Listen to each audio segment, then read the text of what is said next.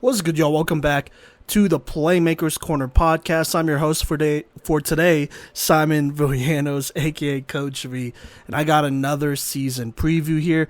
We got a bunch of 1A teams from down south, at least for the most part here.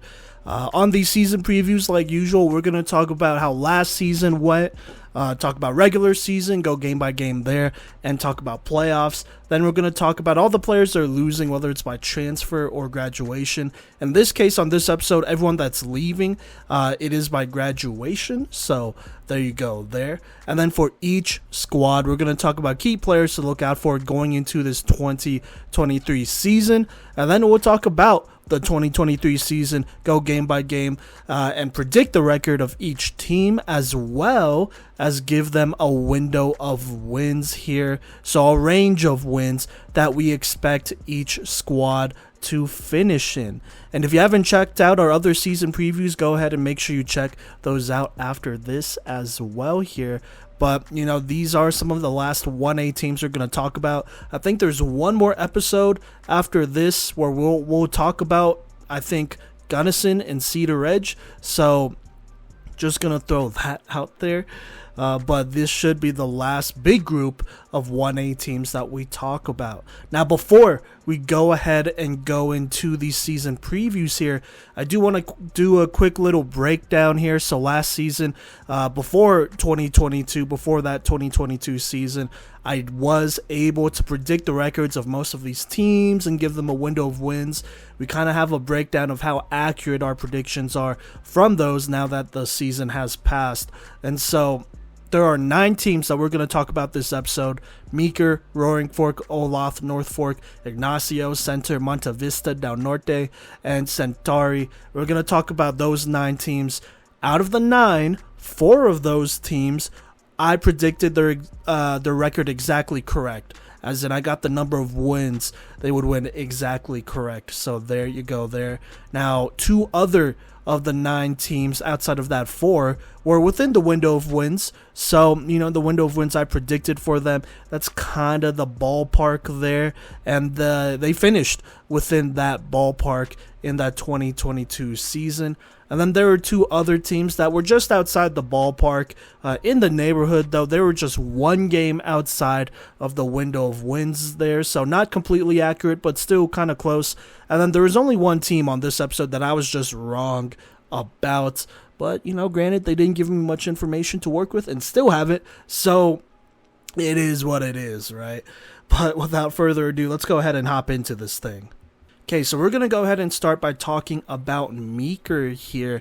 Last year, in the regular season, I predicted them to go 6-2, but gave them a window of wins between 4 and 6. They went 5-3 in the regular season, so that was in the ballpark. Around my predictions there, just a couple games going a little bit differently here.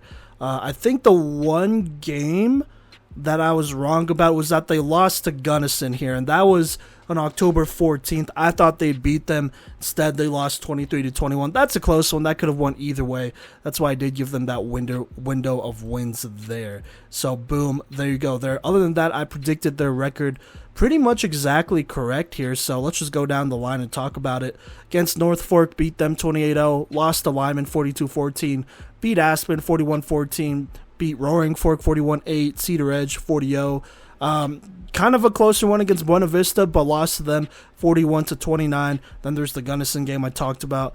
And then to finish the regular season, they beat Olathe 41-8 here. They would make the playoffs, but would pull Ray, who they lost to 34-0. And of course, Ray would go to the state championship game soon after that. So not a bad season for Meeker, especially since they were losing some very key pieces. And so this is definitely something they could work with. But let's go ahead and talk about some of the seniors they are losing here to graduation. One of them being Connor Blunt. He was actually their lead rusher with 689 rushing yards and 10 touchdowns on 92 carries. And then on defense, he was a big-time contributor there, amassing 57 tackles as the second leading tackler. And he has been a mainstay of this team for a while. I believe he started since his sophomore year. So that's definitely some continuity that they will miss there. They're also losing Casey Brink. On offense, he was their second leading receiver with 278 yards and 4 touchdowns on 22 receptions. And then on defense, tagged on 28 tackles and 2 picks. They're also losing their lead tackler here in Elijah LeBlanc. He had 79 total tackles, so that's going to be a tough player to replace there. And then they are losing Tanner Muser here, the 6'2", 285-pound defensive tackle / offensive lineman. He had 17 tackles, but, he has been starting for this team for quite a while, I believe since his sophomore year as well. So his size up front will definitely be missed. Altogether, definitely not the worst. They're returning a solid amount, but they are losing 6 of their top 13 tacklers, along with their lead rusher on offense, second lead receiver, and one of their better offensive linemen, probably their best offensive lineman. So there you go there. Now let's talk about some key players that will come back, starting with the incoming junior running back, Clay Crawford. As a sophomore, he was just behind Connor Blunt here, only 3 less carries, but he ran for 575 yards and an additional 10 touchdowns. He should be the main back going forward and should provide them with a key playmaker for them to lean on offense. They're also returning their quarterback, Ryan Sullivan. He will be a senior this year. He threw for 700 yards, 10 touchdowns, 8 picks here. And then he also rushed in 2 touchdowns there. Going into his senior year, if he could be a little bit more efficient, I think he could be a solid second source of production on offense. So there you go there. Did have some solid games, though. 11 of 15 for 143 yards, 1 touchdown, 2 picks against Monte Vista. Also threw 15 for 26 for 147 and 1 against another team as well. So like I said, if you could take a step forward in efficiency, that should really help open up the game here for them on offense. So we'll just have to see what happens there. Now on defense, they still return a good squad, starting with Buzz Clatterbaugh. The incoming senior defensive end is 6'3", 200 pounds. Last year, he had 45 tackles, 3 tackles for loss, 2 sacks. If he can continue to get better, he's definitely somebody who can step up as a potential defensive playmaker of the year candidate in 1A. So there you go there. They also bring back Cade Blunt, the incoming junior, had 45 tackles and should be one of the more important tackle leaders returning. And then up front, their linemen are still going to be big here. Hayden Schultz, Jacob Simonson, Tate Kershaw, Dawson Wiley, Noah LeBlanc. They won't be easy to push over. And Meeker has, I think, always had some bigger linemen, at least in recent memory. So there you go there. Now, with all of that being said, let's go ahead and predict this 2023 season here. And for this, we're just going to go game by game, starting with North Fork. I think that's a dub. They should be able to beat them here. They're still bigger up front than them, and they have a lot of playmakers on both sides. North Fork, they are a talented squad, but I think the size difference will be the reason why they win. So there you go there. And then, it looks like they just added this game. They will be playing Lyman at home. Unfortunately, I think that's going to be a loss here. Lyman, the defending champs, they are still going to be pretty good here. Unless they just really slow it down, I just don't see them winning that game. So there you go. Following that, they play Aspen. That should be a dub. Then they play an out-of-state team in Grand County from Moab, Utah. It's a game against a 2A team in Utah that only won 2 games last year. So I kind of feel like Meeker should be able to stack up well and beat them. Then they play Roaring Fork. That should be a dub. Cedar Edge should be a dub. They'll be tough to beat, I feel like, as they will have a better offense, but still winnable. Then they play Buena Vista, who's losing Hayden Camp and Jacob Phelps. I think that's enough to give Meeker the edge there. Then they play Gunnison. This will be a physical football game here, but I think Meeker's going to come out with it. They could definitely lose this one. It could go either way, but I'm going to side with Meeker here. And then they play Olathe here at the end of the season. That should be a win there. So as of right now, July 19th here, I have them going 8-1 here with the window of wins anywhere between, I would say, 6 and 9. So we'll just have to see about that. This will be a tough Meeker squad. They're going to be big up front. I think their defense is going to be good. I am a little bit concerned about the offense. Outside of Clay Crawford, they're going to need somebody else to also produce. Last year, it was Connor Blunt. this year. Maybe it's their quarterback, Ryan Sullivan. We will just have to see. But regardless, this is a playoff team, and they're going to be a tough playoff team to beat, I would think, as they are just going to be more experienced, returning a lot of familiar faces here. Now, the only game they might win is Lyman. That would be different from, all the teams I predicted. I think they were the only loss that I gave them here. But even then, I just don't know. I mean, Lyman's going to be tough to beat, so we'll just have to see. But for now, I have Meeker going 8-1 with a window of wins between 6 and 9. Okay, moving on. We got Roaring Fork here. Last year, I did predict them to go 3-6, but I gave them a window of wins between 3 and 5 here. They would actually go 2-7. So they would just be one game below my window of wins here, which is just out of the ballpark, I guess. Still in the neighborhood, obviously, as they were only one game below my predicted record. But I did think they were going to do a lot better than what they actually did. The only game I got wrong in my predictions was the Coal Ridge game, which they lost 39-16. So that was the only one I got wrong. The rest went pretty much according to my predictions here. So they lost to Basalt 47-21, defeated Clear Creek 44-0, lost to Meeker 41-8, Gunnison 38-0, then beat Olathe 42-6, then lost to Monte Vista 55-20, Cedar Edge 34-8, and North Fork 42-21 there. That's kind of how their season went, as they couldn't quite get too much better here, which was a little disappointing. And they are graduating a couple key seniors here. Let's talk about it, starting with Oscar Barraza, I want to say. Excuse me if I'm saying that wrong. But he was their second leading rusher with 137 yards and a touchdown. Also had 11 receptions for 207 yards and 2 touchdowns. And then on defense, added 36 tackles and 2 picks. And so that's definitely an athlete that will be missed there. They also graduate Brady Samuelson. He was the second leading receiver to Barraza there. He had 20 receptions for 178 yards. On defense, he had 39 tackles and 2 tackles for loss, as one of the bigger players who provided size for this team, so that's going to be tough for them to lose. They're also losing Zane Garcia. He was another athlete that had multiple roles for this team, rushing for 104 rushing yards, 3 rushing touchdowns. Also brought in 12 receptions for 153 yards. And he had 56 tackles and was the interception leader with 3. They also lose Tyler Siders here. He was the second leading tackler with 65. Altogether, most of the damage comes on the defensive side, where they're losing 7 of their top 13 tacklers. So definitely tough. But it wasn't like this defense was stonewalling a whole bunch of people. So you kind of just hope the remaining players on defense continue to learn and move forward here. Now, there are 2 players I really want to talk about for Roaring Fork. And, for each team, I'm not going to be able to talk about every single player. That's just how it is. I'm just going to try to talk about the few that I feel like will really impact games.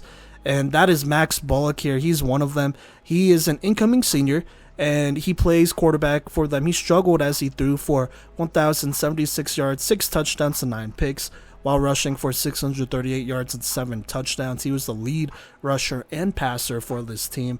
Then on defense, he also had 59 tackles. He's going to be the engine for this offense, and if they find any success, it falls on him to improve here, which I think he can. He's a really good athlete, could throw the ball, could run it, but you need pieces around you to continue to get better. And now there's another Bullock here, Zach Bullock. He played as a freshman last year. I assume they're brothers or related in some way. But the incoming sophomore had 127 yards. I think those are rushing yards and 3 touchdowns. He was also the lead tackler as a freshman with 71 tackles, 5 tackles for loss, and 2 sacks. He should be a big-time contributor for the defense moving forward, as they do lose a pretty good chunk of their squad. Now, let's go ahead and talk about their schedule here. They played Coal Ridge. They're losing a good part of their defense here. Coal Ridge isn't losing that much. Even then, they beat them pretty handedly. I think that's a loss. Basalt, they are graduating a lot, but they do bring a lot of size up front. I think that's another loss. Clear Creek, I think they should be able to beat them again, so I'm giving them the win there. Meeker, Gunnison, I think both of those are losses, just real tough physical teams, and I think they're just going to have a hard time stopping the run there. Then they play Olathe, should be able to beat them, blast them again. Finally, they play Monte Vista and Cedar Ridge here. I think both of those games are losses, along with the North Fork game at the end. Those are losses. I think they just have too much offensive firepower for this squad. So, as of right now, I have them finishing 2-7 with a window of wins between 1 and 3. This is tough because Max Bullock on any other team would be a beast, I would say, just like he is over here. And I think he will put up good numbers. I'm just not confident in the makeup of the team around him, not completely at least, outside of his brother and a select few. So they're going to need more players for them to step up if they want to do better. Okay, now up next is Olathe. This will be a very short season preview, as they continue to not put in any stats at all, so that's definitely going to be tough.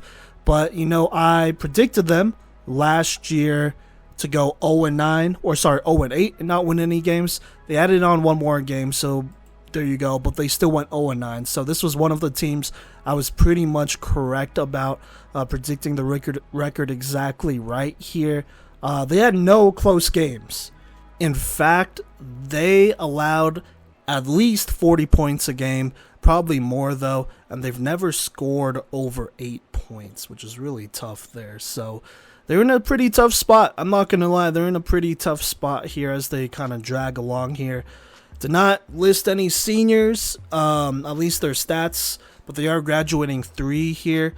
But they also don't even list the class of certain players, so come on, man, get your stuff together. So there you go there. I'm just going to keep this one pretty simple here. I don't even know key players, right? Because they don't list stats, and the roster is really confusing to look at here, as they also don't list, graduating years for a lot of their players. So with that being said, I think they're not going to win a game at all this season. I don't see a team that they beat, to be honest with you. So there you go there. Okay, now up next, we're going to talk about North Fork here. I predicted them to go 5-3 in the regular season with a window of wins between 5 and 7. And yeah, in the regular season, they went exactly 5-3. There were a couple games I got wrong here, though. Montezuma Cortez, I thought that would be a win. Instead, they lost to them 49-20. Montezuma Cortez was kind of the surprise of the year here, though. So there you go there. They also beat Cedar Ridge, though. 24-12, which I thought would be a loss, so that kind of balanced out there. But the rest of their schedule was pretty much correct, at least according to my predictions. Lost to Meeker 28-0, beat Grand Valley 28-0. That's interesting. Lost 28-0, then won 28-0. Then the next week they played Montezuma Cortez, which, like I said, they lost. Then they bounced back with a win over Cedar Ridge, 24-12. Then they lost to Monte Vista, 42-14. But then would go ahead and win the rest of the regular season games, 42-0 against Olathe. A key game here against Gunnison, 21-13. That put them in the playoffs. And then they beat Roaring Fork 42-21 there in their last regular season game. But they would go to the playoffs and play Wiggins here. And it could have been worse, but they lost 52-20 here. And this was a team that kind of struggled with some injuries, which I will talk about later here. So there you go there. For them to finish like this already in a rebuilding year, that is pretty solid. Now, they are graduating some seniors here who were key guys to this squad, starting with Dylan Prescott. He was their second leading rusher with 375 rushing yards and 3 touchdowns on 50 carries. Also contributed 23 tackles. So there you go there. He only played 4 games last season, so just keep that in mind. So obviously we've seen this team without him, but the more talented guys running the football, the better, obviously. So there you go there. He's gone. That's going to be tough on them. So yeah. They also lose their 4th leading rusher in Ace Connolly. He rushed for 233 yards and 1 touchdown, and he was also one of the top tacklers on the team with 62 tacklers. He was 3rd in tackles on the team, technically, so there you go there. And staying on the defensive side, they also lose Malachi Deck here. He had 50 tackles, 8 tackles for loss. as a key part of this defense. I believe he was a defensive lineman too, so that's tough size to replace up front there. But altogether, the damage isn't that bad, only losing 4 of their top 13 tacklers as they return the majority of their defense and a pretty good amount of their offense here. So let's go ahead and talk about it here. Hunter Marino, he had an injury that I believe forced his brother into the quarterback role here. Now, in the time he did play, he threw for 309 yards, 2 touchdowns to 2 picks, also rushed for 95 yards and 1 touchdown here. He had a really good year as a sophomore, a solid year, I would say. And then, unfortunately, injuries took away his junior year. But going into his senior year, he's looking to have a bounce-back season and will be a key part of this North Fork team here.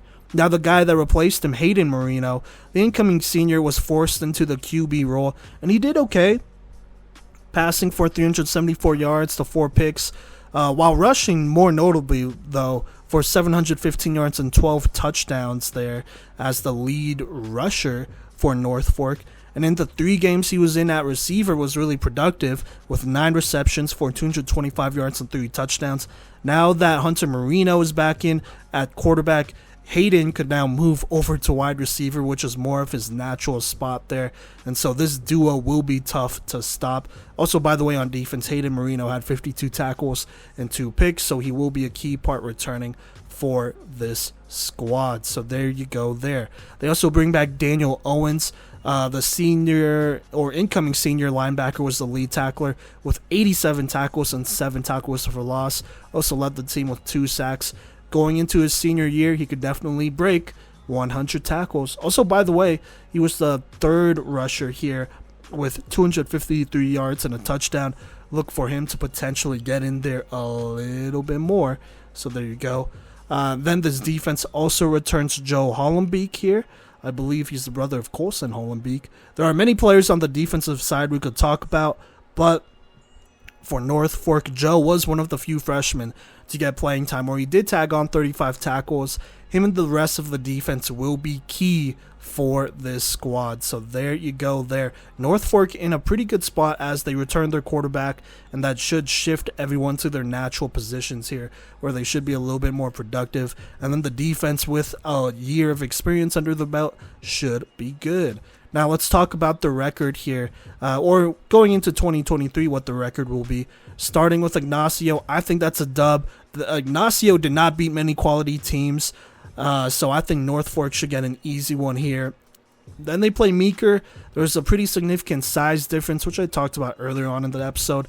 I think that's going to give Meeker a dub, and give them the edge here, so that's a loss for North Fork. But it should be a closer game, especially if everyone's healthy. We'll just have to see. Grand Valley should be a dub there, a win. Montezuma Cortez, I think, is a loss. It's also an away game, which I don't know if it matters that much, but still, though, that's going to be tough. They don't graduate too much there. They do keep Tay Wheat, which I think is going to be a problem for them. But then they play Cedar Edge, who I think they should beat. Following that, they play Monte Vista, who I think it's going to be a loss. This is definitely a winnable game, a little bit of a toss-up game. But, Trey Cardwell went off against this squad last year, so we'll just have to see what happens here. Then they play Olathe. That should be a win. Gunnison will be a close game, but assuming everyone's back, and plus it's kind of late in the season too, October 20th, I think that's a win for North Fork at this point here. Then at the end, they play Roaring Fork, and that should be a dub. So altogether, I have them going 6-3 with a window of wins between 5 and 8. Assuming this team is fully healthy, this is a squad that should make it to the playoffs and potentially make a run at state here on the backs of the Marino boys and a defense that will be returning a lot of experience here and has historically been pretty solid. So there you go there. That is North Fork. Okay, let's talk about Ignacio here. They didn't have any stats last year. They didn't really have anything. I couldn't even find many newspaper clippings, and even then I feel like I'm going too far to do that. So I predicted them going 2-7. Instead, they went 1-3. Like I said, it was really hard to predict what they would do because they don't have any film. They don't have any stats. There's barely any newspaper clippings. So we are covering them to the best that we can. But they went 5-3 on the season. Like I said, we're one of the teams I was wrong about here. So there you go there. Okay, to start, they played a couple of teams from out of state. Whitehorse in Utah, they beat them 42-14. Navajo Prep in New Mexico, they beat them 54-18.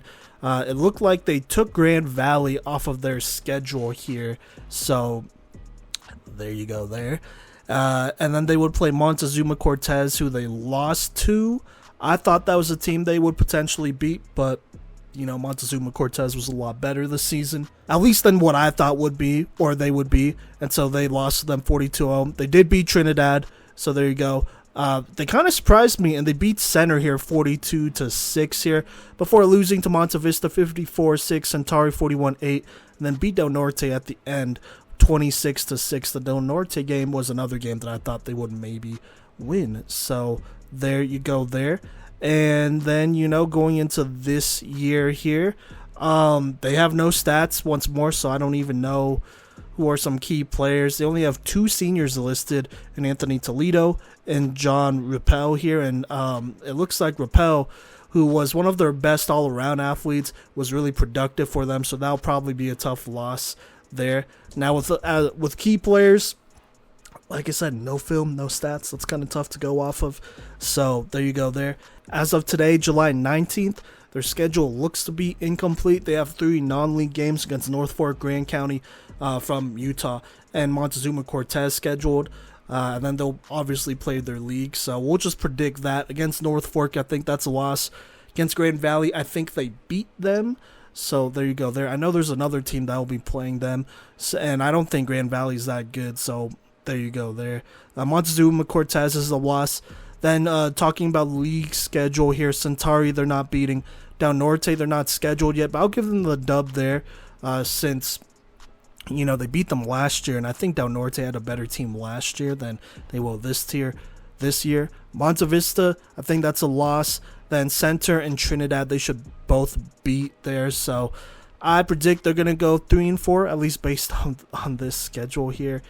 And with a window of wins anywhere between 2 and 5, should see some similar production to last year, because it appears a solid amount of the team will be coming back, except for those 2 seniors that I listed. But we will see what happens. I don't think they're a playoff team, so there you go there. Okay, now let's go ahead and talk about Center here. Last year, I predicted them going 3-5 with the window of wins between 2 and 4. They were kind of right in the middle. They were on the top end of things here, not in the middle, doing 1 game better, finishing 4-5, so still within the window of wins that I predicted. So there you go, they're still in the ballpark, doing 1 game better. They would add 1 more game to their schedule, which was against Olathe, who they beat. That was a non-league schedule, so that was their initial win there. Did lose to Ignacio 42-6. That was one I was wrong about, but did win a shootout against Del Norte, which I thought they would potentially lose. So it all kind of evened out in the end. But let's go ahead and talk about how this year went. They played Platte Canyon. That was a close loss, 26-21 there. Then, like I said, beat Olathe 55-0. Beat Payton in kind of a close one here, 28-20. Then they lost to Rye 48-16. Centauri 54-0. Ignacio, like I said, 42-6. Beat Del Norte in that shootout, like I said, 40-35. Then lost badly to Monte Vista 62-19 before ending the season with a win against Trinidad 55-6 here. So there you go. Let's talk about some graduating seniors, as they are losing a couple guys here. Not too many, but definitely some, very good players, starting with Cale Ruggles. He emerged as their lead receiver with 594 yards, 5 receiving touchdowns on 34 receptions. He also had some big games that really put them in over the top at receiver. And then he was an all-Playmaker linebacker, actually, with 131 tackles, 5 sacks, 1 picks. He was one of the best athletes for Center and will definitely be missed there. By the way, I think he was their lead tackler. So there you go. They're also losing Alexis Villagomez. He was the 3rd leading receiver with 21 receptions for 457 yards and 6 receiving touchdowns. He also had 69 tackles and a pick. He's another promising two-way player they'll be losing. And then last but not least, they are also losing Ricardo Maldonado. He was the fourth receiver with 17 receptions for 344 receiving yards and 7 touchdowns. Also had 56 tackles on defense, good enough for fourth there. So altogether, losing 4 of their top 13 tacklers, but they are losing 4 of their top 5 leading tacklers here, Ruggles being number 1, then Villagomez and Maldonado at 3 and 4. So losing some production and some leadership, looking to replace that, but still returning a pretty solid core here, headed by Jesus Valadez here. He will be an incoming senior, and he had a breakout season last season, throwing for 2,097 yards, 23 touchdowns to 12 picks, while adding on an additional 565 rushing yards and 5 touchdowns. He was one of the best quarterbacks in 1A last season, and, he looks to continue that and showcase his talent despite losing 3 of his top 4 wideouts. Also, by the way, was a big contributor on defense with 47 tackles, so he will definitely be key to this team on both sides. They are also losing Luis Valadez. I don't know if they're related or not, but he was their second leading receiver with 509 receiving yards, 3 touchdowns on 34 receptions there. I mean, he will be an incoming junior, so he's still pretty young here. And with all the other receivers gone and this receiving room looking pretty empty in general, he should be the main guy, already being kind of productive, so that's definitely a plus there. They also bring back Noah Swanson. He's 6'1", 245. He's an incoming junior that presents good size for this center team, as he will be a presence for this next season. So there you go. They're returning a solid amount of their defense here. Then on offense, they still have their quarterback. They also still have a top receiver from last year who was productive, along with a little bit of size. So it should be a pretty decent year for center. But let's go ahead and look up their schedule, which isn't complete. They only have 3 listed as of right now, 2 non-league games and then 1 league game. But we're just going to go with what we have. So here we go. Payton, I think that's a game that they win. It will be a really close game and definitely could go either way, but I trust the Valadez boys to step up and lead them to the win. Then they play Rye. That's a non-league game. I think they're losing that one. They're going to be a really good team this year. And then going to league here, they play Centauri. That's a loss. Ignacio, I think that's a loss, especially with them losing so many of their receivers. That does make me a little bit nervous, so we'll see what happens there. Del Norte, when they play them, that's a dub, I think, there. Del Norte suffers a lot more, departures, so I think the returning guys for center should be able to clutch that up. And then Monte Vista should be an L there.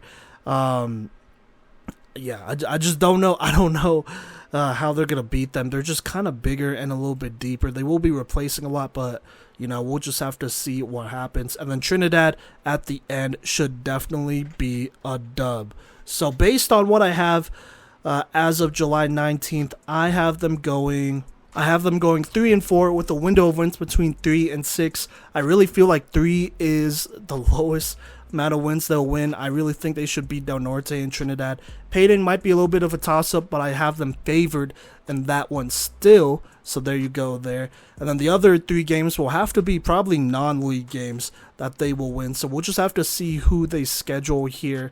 I don't know if they're going to beat Monte Vista. I don't know if they'll beat Centauri, some of the big boy teams, but they should be solid enough to at least get close to 500 like they did last year. Okay, up next, we're going to talk about Del Norte here. I had them at 5-4 with a window of wins anywhere between 4 and 6. They actually finished just below that at 3 and 6, so I was 1 game off, 1 game below the window of wins, so that is definitely tough there. Let's go ahead and talk about how this season went. So to start, they beat Olathe and Rocky Ford as expected, 46-6, 44-18 respectively. Lost to Cedar Ridge 20-0, lost to Salida 54-13, lost to Monte Vista 52-6, Centauri 57-0. Then they lost a close one to Center here, which was pretty key, 40-35 in a shootout. Then they beat Trinidad 40-14 before losing to Ignacio 26-6. So, had a couple games wrong there. I had the Center and Ignacio games, wrong. I didn't think Ignacio would be that good. And then the center game, I knew it would be close, but I thought they'd be out on top. So it is what it is. It wasn't that far off, though. Now, talking about some graduating seniors, they are losing some significant talent here. Starting with their starting quarterback, Jace Pacheco. He threw for 173 yards, 11 touchdowns to 11 picks. But, he was definitely a big part of this team being able to move the ball forward and, advance the ball and be productive there.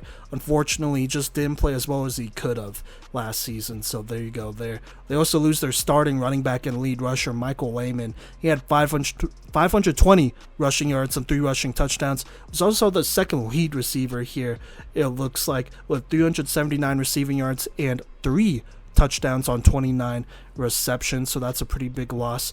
Then they also lose Ryder Whitehorn. The 6'7" athlete finished with 33 tackles and 2 sacks there. So some key pieces losing, mostly on offense. On defense, they're only losing it looks like 2 of their top 13 tackles.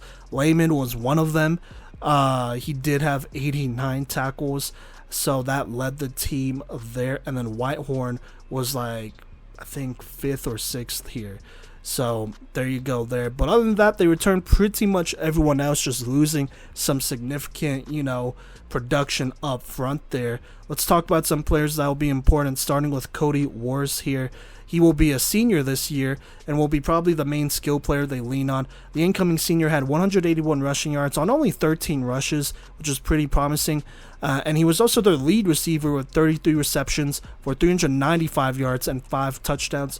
Look to him to be leaned on heavily on offense for sure. And on defense, he also contributed 36 tackles and was the interception leader with 3. So definitely a key player to look out for.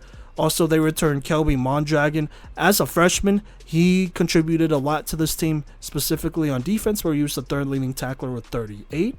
Paul Neal, he's another guy who played as a freshman, so both these guys will be sophomores this year. But anyways, Paul Neal caught 23 receptions for 239 yards.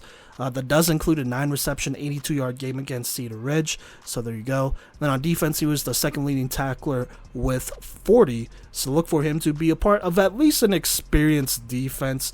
They might not have too much going for them offensively, but defensively, they should be at least relatively tough here. Now, their schedule isn't complete. I believe they only have 8 games scheduled, so we'll just work with what we have here. To start, they play Rocky Ford. That should definitely be a dub there. Then they play Cedar Ridge and Salida. Salida being a 2A team. I think both of those are losses.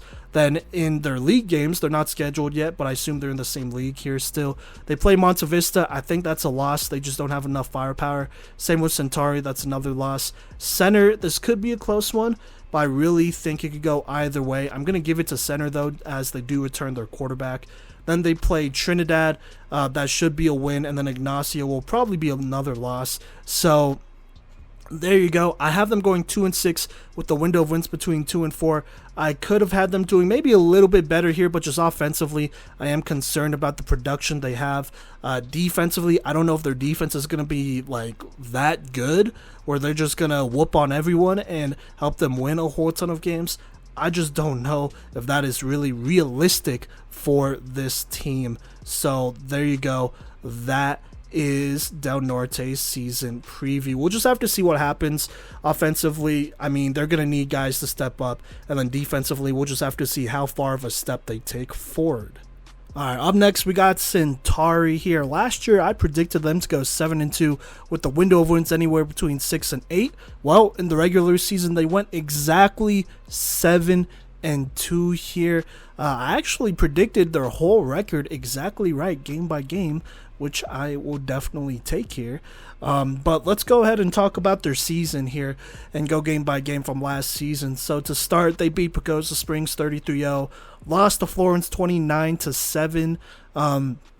Also, I think it's worth noting, in that Pagosa Springs game, they did lose their running back, starting running back and corner, Devin Brady, for the season. So that was something I obviously couldn't have possibly predicted, but tough regardless.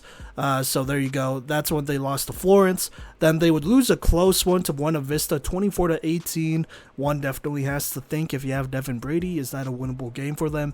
Probably. Then they beat Bayfield 33-14, Center 54-0, Del Norte 57-0, Trinidad 52-0, Ignacio they beat 41-8. Won a close one against Monte Vista to win their league here, 28-24. That's when they would go into the playoffs here. They would take down Gunnison 26-14 and advance to go play Strasbourg away, where they would fall 37-0. So 1 year removed from going to the state championship and winning their first one. They fall just in the second round, which is not bad at all considering they did lose one of their stars. But let's talk about some players that they are losing for good, as in graduation here, starting with their starting quarterback, Layden Curtis. The 1 year starter took over at quarterback and had a decent season, throwing for 910 yards, 13 touchdowns to 5 picks, while also rushing for 671 yards and 11 touchdowns. Without Devin Brady, they had to lean on him a lot, and he played well, honestly. Also on defense, he contributed 56 tackles. Another guy that had to, kind of step up here was senior Austin Stockbrand. He took over as the main running back and rusher and went for 784 yards and 11 touchdowns, carving out a good role for himself. That also included a 7-game streak of at least 100 yards and a touchdown during the season. He also added 20 tackles. They also lose, unfortunately, Blaine Absmere here, the 6'5", 220-pound tackle/defensive lineman, had 59 tackles, 11 tackles for loss, and 6 sacks here. He was an all-playmaker corner defensive tackle and was a big-time presence up the middle. He will definitely be missed. They're also losing Ivan Lopez, who was another big producer on defense, with 71 tackles and 6.5 tackles for loss. Altogether, they're losing a pretty solid amount of this defense here. They're losing exactly 7 of their top 13 tacklers. Lopez and Absmere were their third, fourth leading tacklers, and actually Curtis was their fifth leading tackler there. So they're losing 3 of their top 5 leading tacklers, which is definitely tough. Also, in addition, it looks like they're losing 2 or 3 offensive linemen, so that'll be a tough replace as well. But they are still going to have a good squad, and that is led by Devin Brady, who will be returning here. In the one game he played, he had 126 yards and 2 touchdowns there. So that was huge. But, his sophomore year was definitely big time, where he was, very important to that championship team. Going into his senior year, I expect him to be an OPOY candidate or MVP candidate if he stays healthy, which I'm going to knock on wood there. So there you go there. He should be a big-time add on offense at running back and as well as at corner to help bolster this defense too. So his return should be welcome back here by Centauri, as he will be a big-time contributor. They also bring back Chaz Holman. The incoming senior was big time as expected here in his junior year. He would go ahead and catch for 420 yards and 34 receptions on 7 touchdowns there. He also ran for 182 rushing yards and 4 touchdowns, as he was huge on offense. He was the lead receiver too, by the way. Then on defense, he had 40 tackles and a team high 7 interceptions. He was an all Playmaker corner, all PMC cornerback for us, and he is a potential defensive playmaker of the year candidate going into this year. Speaking of defensive players, though, they are returning their top 2 leading tacklers in Josh Polkowski, I want to say is how you pronounce it. He was the lead tackler, actually, with 126 tackles, 5 tackles for loss. I mean, you could probably expect him to once more get over that 100 tackle mark and maybe even do a little bit more here. So he'll be coming back. They also bring back Troy Huffaker. He was right behind him with 105 tackles and should help lead one of the best linebacking duos in 1A. So they bring back some guys still here. There's still a good amount of players to work with moving forward, and I think they should have a talented squad, although they do need to replace a couple holes like like at quarterback and on the defensive side. But with that being said, let's talk about their schedule this year. To start out, they play Pagosa Springs. That should be a win. Following that, they play Florence. They're losing a lot of guys, so I think that should definitely be a win this time around. Same with Monte Vista. They lose Hayden Camp, Jacob Phelps, just to name a few. That should be a dub there. Following that, they play Bayfield Center, Trinidad, Ignacio. I don't think any of those games will be close. Those will be big wins there. The Monte Vista game might be one of their only close/tough games here, but Monte Vista is also graduating a pretty significant group, so I think that really should be a win there. So out of the 8 games they have scheduled, I have them going 8-0, undefeated, with the window of wins anywhere between 7 and 10, just in case they add on a couple more games here. Honestly, they might lose to Monte Vista or Florence, but even then, I don't think they will. And so, honestly, if this team is at full health, they will be dangerous. I honestly think that they are a contender moving forward, as they should have a good defense here, along with some stars on offense between Devin Brady and Chaz Holman to hold it down. So we'll just have to see if they could recreate some of that magic from 2 years ago, and first off get to the playoffs, and then second make a deep run in the playoffs. We'll just have to see what happens. Okay, now up next is Monte Vista here. Last year predicted them to go 8-1 in the regular season with the window of wins between 7 and 9, and that's exactly what happened. They went 8-1 here. I predicted every single game correctly, actually, which is wild once more. So let's go ahead and talk about last season. They blew out Rocky Ford 54-0. They outlasted Colorado Springs Christian in a crazy shootout, 64-33. They just ran the ball on that one, while Colorado Springs Christian threw for all their points there. So there you go there. They would beat Gunnison in a tough one, 18-10. Would take care of Payton, 50-22. Del Norte, 52-6. Trinidad, 68-6. Ignacio, 54-6. Center, 62-19. Then would drop a game at the end of the season, so they wouldn't win their league, to Centauri, 28-24. But then they would go on and make the playoffs here, where they go ahead and take care of Holyoke at home, 28-21. Leading up to their playoff game at Lyman, and that's a tough one there. I watched some of that game where they unfortunately lost 50-20, and Lyman, of course, would go on to win state. So all in all, they didn't go to state, right? But they were definitely a contender, and they were a very good football team over there. But unfortunately, they would run into Lyman in the playoffs. So, it is what it is. But let's go ahead and talk about some of the key players from that big-time 2022 run, starting with D'Angelo Archuleta. As expected, he was an MVP candidate, rushing for 1,061 yards and 16 touchdowns, while amassing 80 tackles and 10 tackles for loss on defense. That's not going to be an easy player to replace at all. It's hard to come by those players, honestly. They are also replacing Keegan Gunter, who was the lead receiver and second leading rusher. He ran for 948 yards and 16 touchdowns, while catching 409 yards and 8 touchdowns. He also had 54 tackles and 3 picks. I believe he was an O-point candidate, so there you go there. They also lose Alejandro Felix, who is playing football on the next level, a 6'4", 280-pound lineman. Will be playing D2 ball. And he was an all-playmaker defensive tackle, where he racked up 54 tackles and team-high 7 sacks. He was also a big-time force on the offensive line at tackle, so that's going to be a tough one to replace. They also lose their starting quarterback, Andrew Chavez. Last but not least here, he threw for 1,161 passing yards, 19 touchdowns to 8 interceptions, while rushing for 353 yards and 4 touchdowns. He was a key part of this offense that, will be losing its entire backfield here. On top of that, on defense, they're losing 9 of their top 13 tacklers, who will be graduating, along with 3 of the top 5 leading tacklers. So really a lot of turnover here for Monte Vista. They're not returning too much here, but they definitely do have some bright spots to look out for going into this season.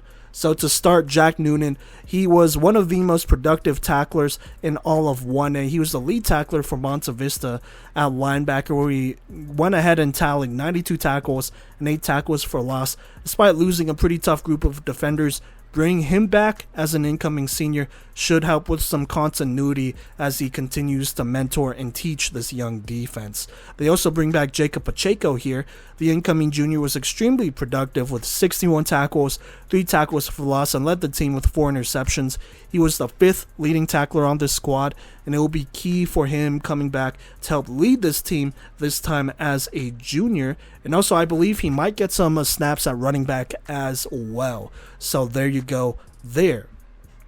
And then last but not least, they also return a pretty key offensive piece in Kevin Cisneros. He may have been buried on the depth chart, but he had 302 rushing yards and 4 rushing touchdowns with an excellent performance against Holyoke in the playoffs, where he ran for 124 yards and a touchdown in that game.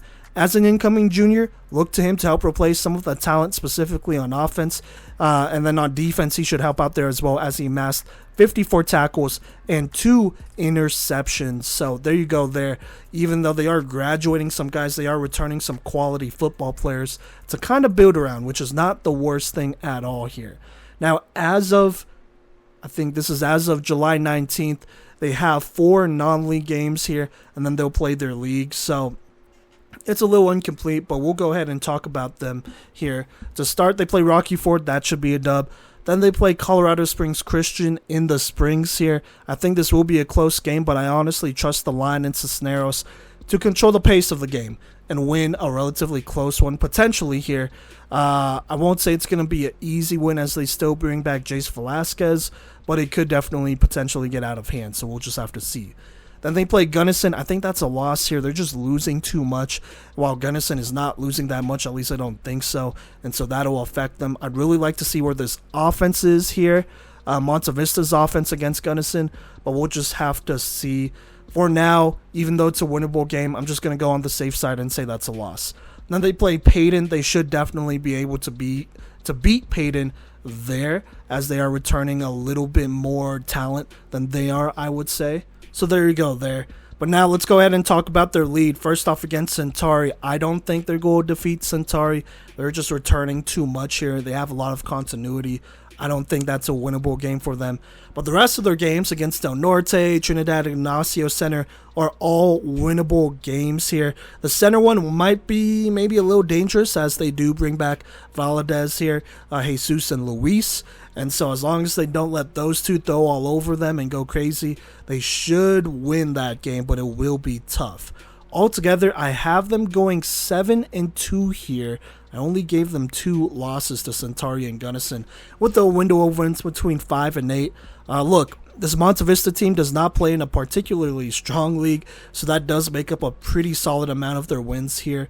But pretty much every team except Centauri and Center should be wins. The Colorado Springs Christian game will be a little bit interesting, as both teams are losing a lot, but I still think they should win that one. The Gunnison game, like I said, is winnable, but Gunnison's tough in general, and so that's going to be something that, you know, their defense is going to have to step up to beat them, or have a chance to beat them. So we'll just have to see what happens. But either way, Monte Vista, despite losing a lot, they should probably sneak into the playoffs. Despite playing some, not as talented squads outside of Centauri and Gunnison, and I guess you could throw in Colorado Springs Christian, but, that's not the worst thing. It should be a growing year for a lot of these players over there, and they should get a lot of opportunities, that coaching staff and the players, to just kind of see what they have moving forward. Either way, though, that'll wrap up this episode of the Playmakers Corner podcast. This was a really short episode. I have a lot of teams who don't put in stats, so please put in stats and also post film. That would be even better as well. So that would be great, but, it is what it is. We work with what we got there. More season previews should continue to drop. Like I said, a couple more 1A schools will drop, and then we'll be done with the 1A level there. We'll talk about Gunnison, Cedar Ridge as well later on here in this week, or next week whenever this episode drops.